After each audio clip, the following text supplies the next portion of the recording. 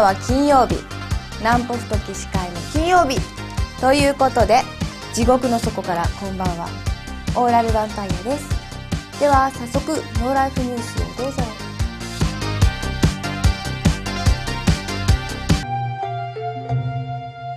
Nous fêtons cette année les 20 ans de Final Fantasy, le premier FF étant sorti en 1987. Pour marquer l'événement, Square Enix ressort encore une fois les 2 premiers épisodes, ici sur PSP. On a droit cette fois-ci à des graphismes en plus haute résolution, mais toujours en 2D, contrairement à ce qui avait eu lieu avec l'adaptation de Final Fantasy III sur DS.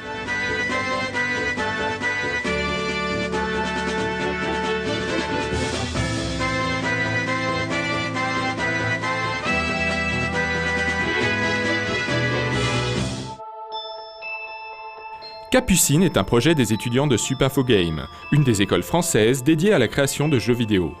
Le concept, un jeu d'aventure où le joueur manipule un rayon de lumière dans un monde d'ombres menaçantes. Très poétique, créé dans l'optique d'une jouabilité sur Wii, Capucine fait plaisir à voir et on espère qu'un développement officiel du projet aura lieu.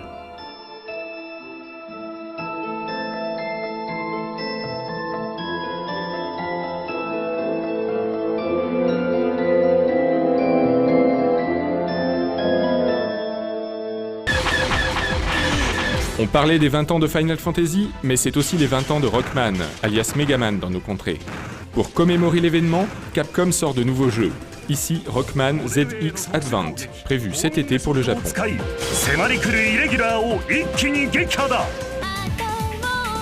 Growlancer est une série de tactical RPG dont le design des personnages est assuré par le très fameux Urushihara Satoshi. Le 6e volume pointe le bout de son nez avec une sortie dans les prochains jours au Japon. Rien de prévu pour la France pour l'instant.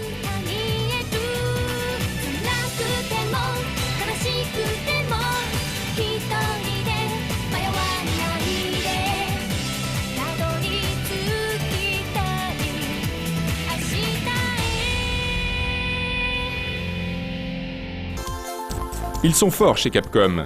Kabu Trader Shun n'est rien de moins qu'un jeu de boursicotage. Il faudra acheter à bas prix et vendre cher pour réaliser les meilleures plus-values. Si ce n'était pas Capcom, on aurait du mal à croire au potentiel du jeu. Mais là, tout est possible.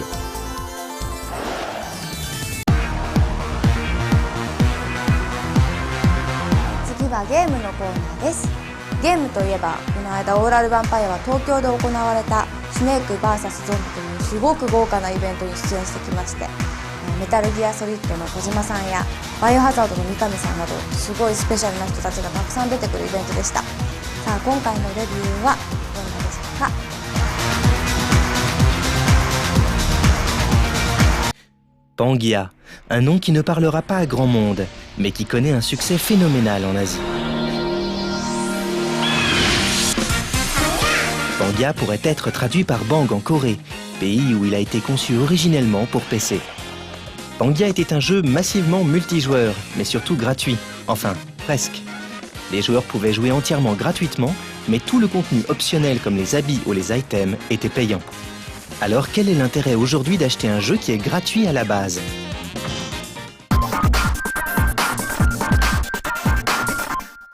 Il y a fort longtemps, sur la paisible île de Pangia, une force mystique et malveillante s'est emparée de la nature et de ses pouvoirs. Tout commença alors à décliner. Les arbres dépérirent, le vent arrêta de souffler et les sourires disparurent des visages. Pangia sembla sombrer. Le conseil des sages de l'île réussit à trouver un stratagème pour se débarrasser des forces obscures. D'après la légende, si l'esprit de toute vie rencontrait le trou du néant d'où sortaient les forces maléfiques, le monde retrouverait sa splendeur perdue. Ils réussirent à insérer l'esprit de toute vie à l'intérieur d'une balle de cristal qu'ils appelèrent « balle phénix mystique ». Mais ils ne pouvaient pas la toucher, sous peine de voir les forces de la balle phénix mystique disparaître. Alors, un autre érudit de l'île inventa la lance Azur, une lance magique capable de déplacer la balle phénix mystique sans risque. Par ce biais, ils espérèrent parvenir à lancer la balle dans le trou du néant. Mais leurs efforts étaient vains, jusqu'au jour où un homme brave, d'un autre monde, essaya à son tour de lancer la balle dans le trou du néant. Celui-ci réussit l'exploit et fut accueilli comme un héros dans tout Pangia. Depuis, on commença à pratiquer un jeu qui reproduisait l'acte du héros d'autrefois. C'est la véritable introduction du jeu. Qui aurait pu penser qu'un scénario digne d'un RPG pouvait être celui d'un jeu de golf? La chose la plus importante, le point le plus fort du jeu, est le climax, l'Everest de la maniabilité, la jouabilité à la Wiimote. On avait déjà eu le droit à un jeu de golf livré avec la console dans Wii Sports, mais sa maniabilité hasardeuse aura pu en rebuter plus d'un. Respirons tous un grand coup et oublions ce mauvais souvenir tous ensemble. Et revenons à la Wiimote, cet objet de génie tantôt épée, tantôt canne à pêche et tantôt club de golf qui nous intéresse justement ici. Car il n'y aura que cet objet de nécessaire pour devenir le roi du 18 trous. Ce n'est plus une Wiimote que le joueur tient en main dans Pangia, mais bien un club de golf. Pour effectuer un tir parfait, il faudra faire un swing parfait. Pas plus compliqué que ça. Démonstration en images. En bas de l'écran s'affiche une barre de force. Plus on incline sa Wiimote et plus la barre de force augmente. On valide la force en appuyant sur A. Et on relâche son swing. Attention à la position du bassin. Un seul décalage et votre tir est dévié. On recommence. On place sa Wiimote en perpendiculaire par rapport au sol. Voilà. D'un mouvement souple des épaules, on relève son club. La force validée avec le bouton A, on relâche son swing en gardant les poignets fermes et en continuant le mouvement. Bravo, c'est un Pangia! Un Pangia est un tir parfait. Il faut en réussir pour récupérer des points Pang. Voilà le gameplay de base, très simple à assimiler mais très long à maîtriser. Comme on le disait, on gagne des points Pang sur les bons swings et les bonnes performances. Ces points Pang sont en fait une monnaie pour pouvoir s'acheter différents habits et différents items. La plupart de ces objets renforceront les caractéristiques de votre personnage à la manière d'un RPG. Par exemple, le bikini vous rapportera plus de force de frappe et de précision que la longue robe blanche. C'est sûrement logique quelque part. Il faudra aussi avancer dans le jeu pour débloquer des items à acheter. Et du contenu à débloquer, il y en a. Plus de 350 images, un millier de vêtements, des dizaines de clubs et de balles Phoenix, ainsi qu'un bon paquet de parcours différents. Le jeu garantit une durée de vie conséquente pour qui veut tout débloquer et tout trouver.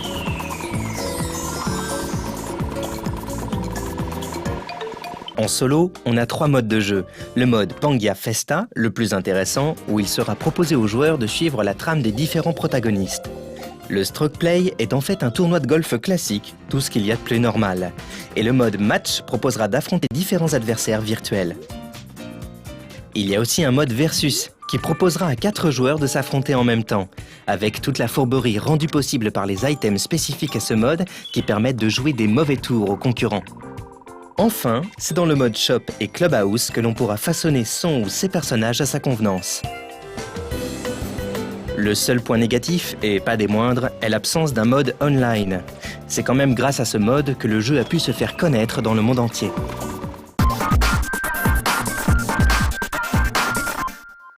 Un des paris réussis de Pangia est de pouvoir réunir tous les types de joueurs. Le performeur pourra s'entraîner jusqu'à faire un swing parfait les yeux fermés. Le scoreur essaiera de finir les parcours en un seul coup. Le collectionneur pourra continuer à jouer jusqu'à tout débloquer. Le no-life pourra jouer seul, tout seul sans personne pour l'embêter sur le parcours. L'adolescent Che Guevariste goûtera aux joies d'un sport de luxe sans les grands patrons mondialistes qui l'oppriment et le révoltent. Quant aux joueurs occasionnels, il s'amusera à jouer au golf comme dans la vraie vie. Il y en a vraiment pour tout le monde. Et pour revenir à la question du début, à savoir si le jeu est intéressant à acheter sachant qu'il est gratuit sur PC, cela aurait été clair si l'on n'était pas sur Wii avec son interface révolutionnaire. La Wiimote faisant des miracles, la réponse est 1000 fois oui!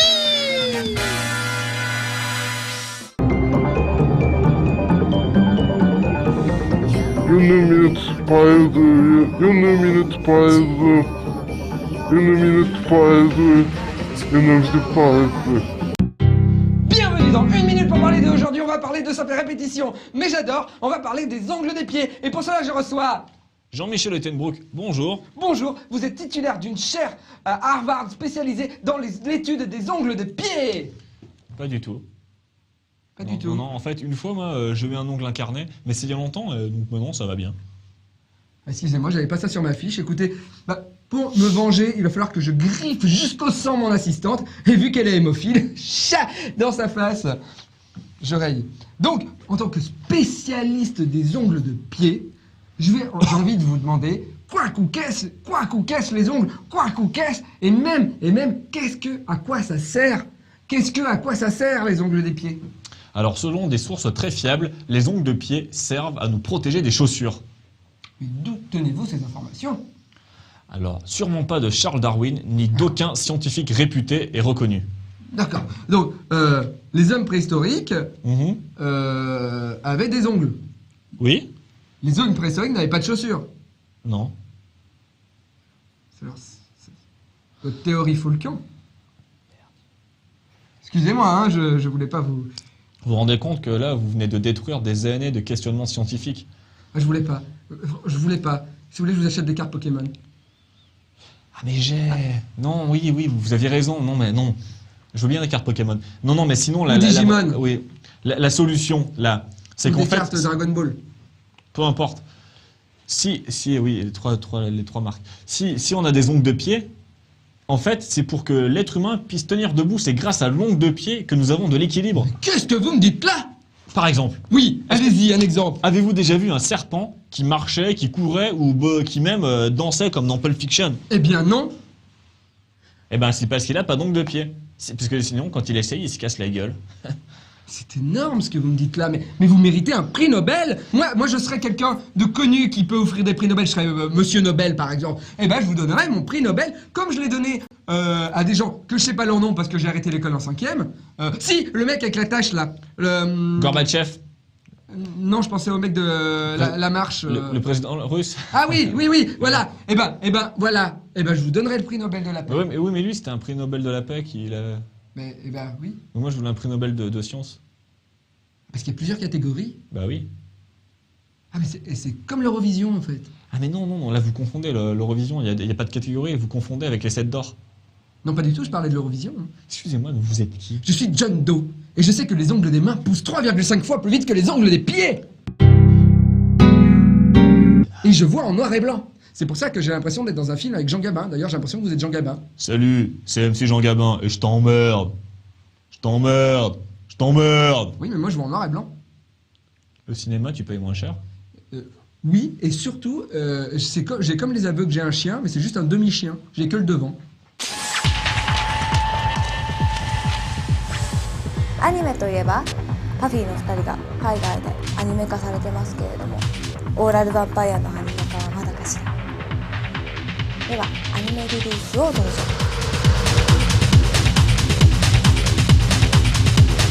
L'homme est un loup pour l'homme. Cette citation est particulièrement vraie dans la série Wolf's Rain. L'histoire se déroule sur une terre futuriste au paysage glaciaire. Dans ce monde, une légende raconte que les loups peuvent prendre forme humaine. Elle raconte aussi qu'ils connaissent le chemin menant au paradis et que le jour où ils le trouveront, ce sera la fin du monde. En 2003, lors de sa diffusion au Japon, Wolf's Rain fut le fer de lance du studio Bones, à qui l'on doit des animés tels que Lazefan et Full Metal Alchemist. La série défraya aussi la chronique parce qu'une partie de son staff avait travaillé auparavant sur la série culte Cowboy Bebop. On retrouva ainsi la célèbre Kano Yoko à la composition de certaines musiques ou encore Kawamoto Toshihiro au character design. Après avoir édité la série en DVD individuel, Beez propose une intégrale coupée en 2 parties. On y regrette d'ailleurs l'absence de bonus digne de ce nom. Si bien que ces coffrets s'adresseront plutôt aux collectionneurs et aux quelques étourdis qui auraient manqué cette excellente série mi-SF, mi-conte fantastique. 何のためにそんなことを。あそこに逃げ込んだからさ。狼の群れがな。いい燃えっぷりだったぜ。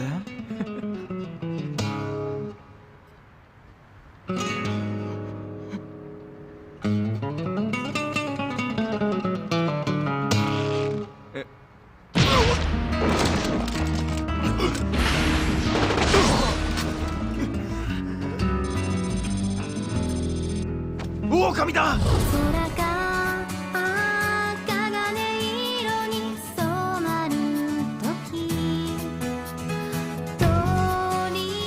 Il était une fois, dans une contrée lointaine, très lointaine, gouvernée par des dynasties de reines que l'on appelait les sorcières de l'Ouest, une jeune fille du nom de Fyriel.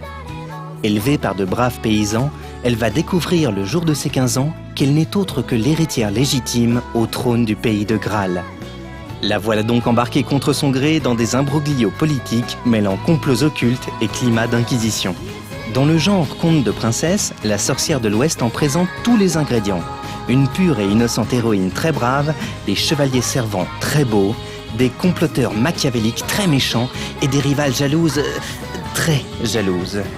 Avec une réalisation générale de bonne facture et un joli coffret DVD en forme de grimoire, cette série courte devrait plaire aux aficionados de récits de cap et d'épée, dans un style quand même plus proche de Candy que des films de Jean Marais. À noter enfin que c'est la société Alfilm qui a produit cet animé, société qui avait travaillé auparavant sur la série Auban Star Racers. 答えなければ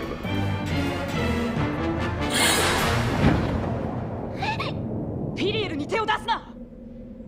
ではもう一度聞こう。エフェメリスはどこだ。フィリエル行け。行け。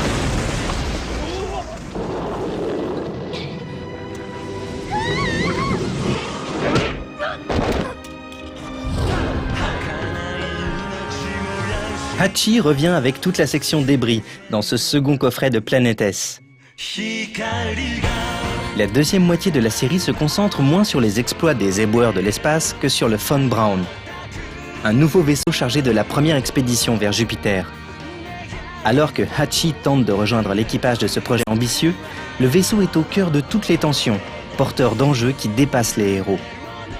Pourtant, au milieu des pressions politiques et du terrorisme, cette série nous montre à quel point les relations humaines restent compliquées, que ce soit sur Terre ou dans l'espace. La fin de cette étoffe des héros futuristes du studio Sunrise est à savourer dans ce deuxième coffret proposé par Beez. De plus, chaque DVD possède son contenu de bonus, commentaires audio ou d'autres surprises encore. Une chance pour ceux qui n'auraient pas encore découvert ce petit bijou de rattraper leur retard.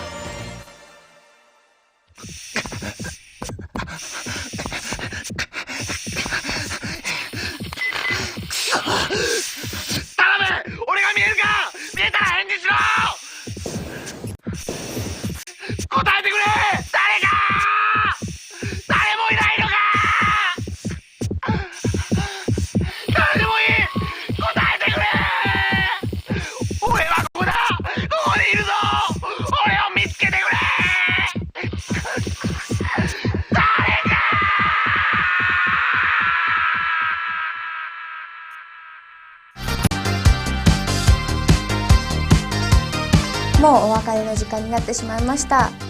それでは皆様、良い週末を。オーラルヴァンパイアでした。